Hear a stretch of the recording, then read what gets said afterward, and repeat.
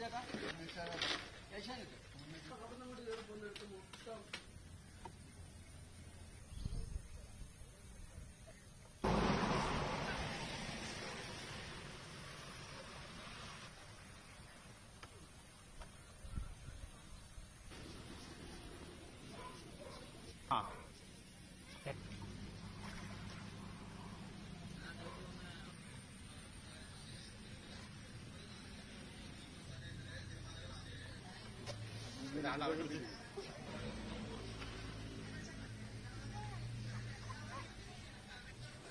അറിയാം കാവാലെന്ന് പറഞ്ഞു.